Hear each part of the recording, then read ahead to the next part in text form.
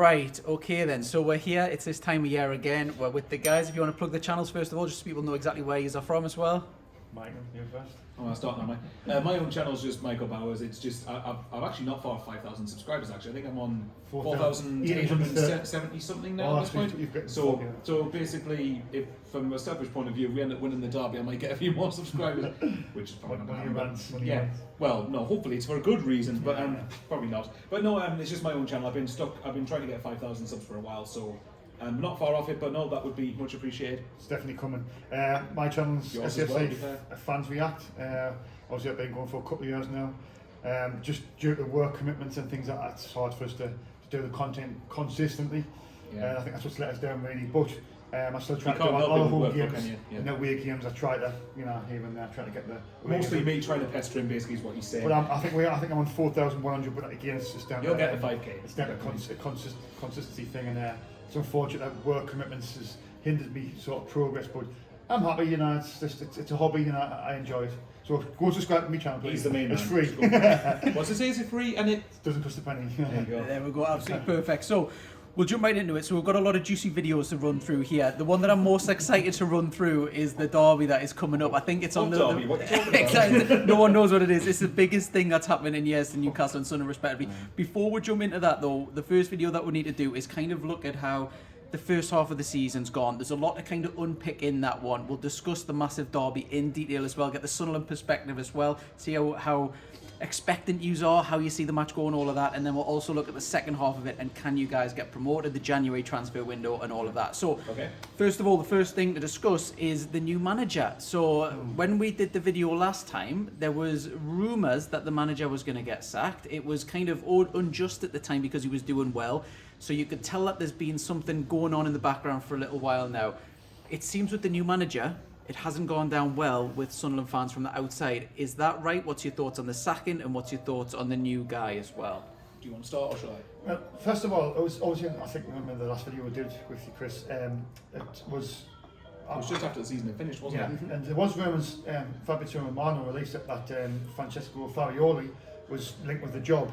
Now, I know if you check the video back and check it back, I did see it. It'll be pretty cruel to get rid of Mowbray, but in football, I always see it. You have to sometimes be you've got to be, you've got to be ruthless. You've got to be, you've got to think as Mowbray took us as far as it can go. Now, I thought he overachieved. I don't think Mowbray is Tony Mowbray. Me personally, I don't think he's a very good manager. I checked his career stats, so I would have replaced him in the summer. Well, it's obviously turned out now. It's after it was a 16 game when he something like that. It was the start of December we got rid of him. I think the season, looking at the games and this happening, I think we were just losing too many games away from home. Losing the Middlesbrough game. Yes, we've got a play sent off. I think our defence just looked disoriented, not organised. We couldn't see games out. We couldn't see them make goals. I think. For me, I think the writing was on the wall for Mowbray. Lovely bloke. Look, whatever he does in his next job. Yeah. Good look at the bloke. He's a nice guy. He's all right. But he's just, for me, I knew this was going to happen. I just knew it was. I said not in a million years we get promoted, but I know you were seeing before the thing. It was close, but I always see it fine margins. Can I ask you a question then, right? So, for the sake of balance, right? If we'd had, Ross Stewart wasn't going to be, but say they had like Evans and Bart and all that fit for that second leg at Luton, do you think we'd get beat that night? Because I would argue if you had I would argue if we had our full strength, if we had close to our full strength team, I think we'd win the playoffs last year. I just think that the leg will play really well up here. We could have gotten a third. It would have we should have done down there. We just didn't turn up on the day. Didn't turn up on the day. But I think as a manager, as a coach, head coach, you've got to try and. You could say that half time you could say the writing's on the wall. You've got to change something. You've got to change the system or change something about it. And now we've got enough track here. But we had to win that game. And I just think again fine margins. I think if it was a better manager, coach in that game, the two legs against Luton, I think would have won that game. Would have been company in the playoff final. A better coach. That's just my personal opinion. Obviously onto the Michael Beale appointment. Is he a better appointment, or is he worse, or is he the same, or what? How would? That's an interesting is it someone that you wanted? Because obviously, if you knew the manager was going, your heads will have been all over the place. Oh, we could do with this guy, we could do that. Where did the manager who come in? Where does he rank in terms of who you wanted? It didn't go down very well. I think to give my own quick thoughts on Mowbray, I think he's someone who we overachieved last year. To a large extent. It's the same way that Ipswich are definitely overachieving this year, but like Ipswich deserve to be where they are, we deserve to finish in the playoffs last year. We had a lot go against us, and we played with some, and yeah, and it is true. We played some of the. I mean, I've only been at the football for over 12 years now, and I've pretty much watched Sunderland be crap, and I've not seen us play good football really. And that was some of the football we played was really good. Like we alluded to in the video we did in the summer with you, like the day at Preston as an example, the away day last year. I'm absolutely grateful of Mowbray for that because he gave us that moment of getting into the playoffs. For me, I think Mowbray was. It seems harsh from the outside, but I think. Originally, I felt he deserved the whole of this season unless something really went wrong. I think for me with Mowbray, the problem was, like Sean said before, we've lost too many away games. I mean, I think we're just over halfway into the season. I think we've lost like 10 games. That's way too many. You need to be turning a few of them. You need to be turning a few of them into draws for me. I think so. For me, Sunderland felt this season with Mowbray, it felt like if we don't win, we get beat. And for me, you need to be able to be more street smart. And one of my criticisms of Mowbray was, as much as I like the bloke, we weren't street smart enough away from home sometimes to know that you have to win games in a different way. You can't just win by playing tippy-tappy fancy nice football all the time, because if you get found out then you're screwed, and there wasn't much of a plan B in certain situations. And as much as again I'll look back at Mowbray fondly. I can't speak for Sean obviously, but I would look back at Mowbray quite fondly. He came in when Alex Neil walked out to go to Stoke, and that could have really derailed us at that point. And Mowbray came in and offered the consolidation that we thought we were going to get, and did more than that, and I'm grateful for him for that. But I think certain little things, like Sean had noticed it the last few months, I'd started to notice little cracks with him, and I think the unwillingness to adapt tactically, or sometimes when it was just, all right, we need to make a change, let's just hoy 5 subs on and hope it makes a difference. It was like 5 subs for the sake of just doing the subs rather than because there was a plan behind it. But no, I'll look back at Mowbray fondly, but I think it probably was the right call to get rid, because like Sean said, these fine margins could have made the difference, because I think if you get, we're not far away off being a really good team, I think.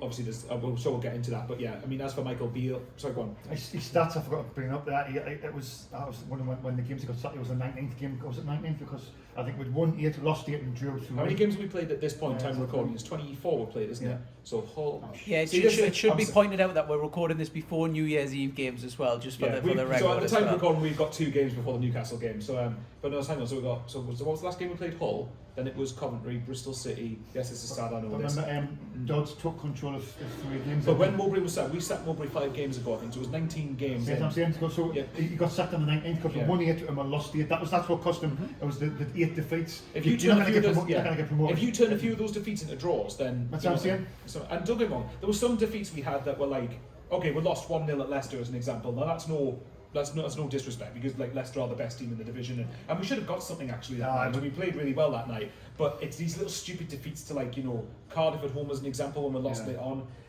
Preston away, like first couple of games of the season we should have got something. Stoke away, we lost because the match-winning goal was awful defensively. It's these little goals we were conceding at the back. Because as Sean is probably sick of me saying, I rate clean sheets very, very highly. Not at the extent, I understand, yes, goals do win games, but in tight games, clean sheets also win games. Well, Michael, what things me about is the Sunderland fans, I interviewed them after the Luton game, and they went, I didn't care about us getting promoted. I was going, see, that's got to be number one. It's got to be the objective. He said, I'd rather play good football, and get promoted. No, it's not. Sorry, like, see, I'd want us to play good football in the Premier League. I'd rather be the most boringest team in the country and get. So you'd rather us play really good football and finish mid-table, or play the most boringest football, win 1-0s, 2-1s, and win the league or finish second. You've got to do whatever you can to get to the Premier League. That's got to be. Do you know what I mean? If you look at where Brighton are now. Yeah. With all due respect to them, if a club like Brighton can do what they've done, why can't Sunderland? We're a bigger club than Brighton. We're one of the biggest clubs in the country. Exactly. And we should be able to have the resources, the stadium, the facilities. Exactly. Everything. You've got the stadium. The stadium's right there, right behind us. It's a beautiful stadium. Category 1 academy as well. Like we fought to retain that for a reason. We are a massive draw. We should be.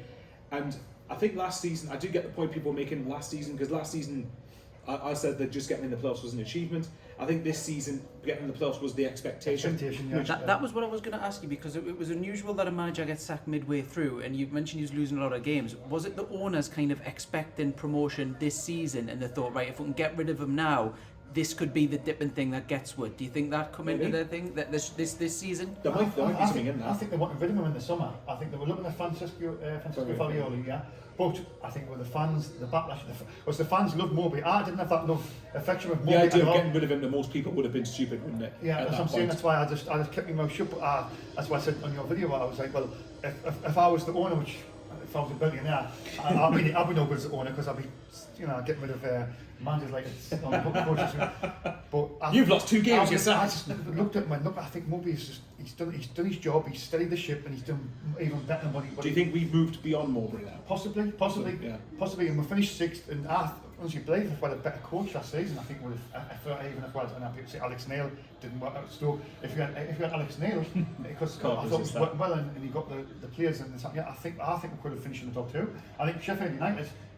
I wasn't really. I wasn't convinced by Sheffield United. They were dropping, weren't they, towards the end of the season? Well, yeah, Borough were looking at catching them. And if we were consistent, we were like back and forth all the time. We'd win a game and we'd draw a game. If we were consistent, you know what I mean? But your thoughts on Michael Beale? Yeah, sorry, I know that was the question I started 20 minutes ago, wasn't it? Michael Beale, yeah, it wasn't met with positivity, put it that way. It was met with a lot of negativity. There was a lot of Mowbray chants. I was listening the first game in charge. Yeah. That was one because we got beat 3-0 off Coventry recently, and there were chants at the start of the game of Michael Beale's Red and White Army, the usual stuff when the head coach comes in, but there were also a few boos in the crowd. Don't get me started on that. I'll be there all night. It's never a good start, I feel, though, when a manager goes in and he's already got a massive segment up against it. And his predecessor's name's getting sang as well. You've seen it with Rafa Benitez when he went to Everton, and you could just see it was a ticking time bomb. If you haven't got the fans on side at the start, if you're not starting from up here. Why were the fans singing for Mowbray though? I mean, most of these fans realised in the end that was the right call to get rid of him. You'd be surprised, a lot of people will feel it's the wrong decision to get rid of him. That's the thing. I mean, I've spoke to online or in person, I've spoken to a few people that felt we should have kept Mowbray. For me, on Michael Beale, I think, look, I mean, his career, what's he done? Like, he started all right at QPR last year, to be fair, but then he obviously for those watching it, he did the whole infamous, I can't just leave when someone comes calling when Wolves were linked, and then he goes to Rangers. That doesn't look good. That's almost the equivalent of Alex Neil walking out on us to go to Stoke. So I completely get why that doesn't look good.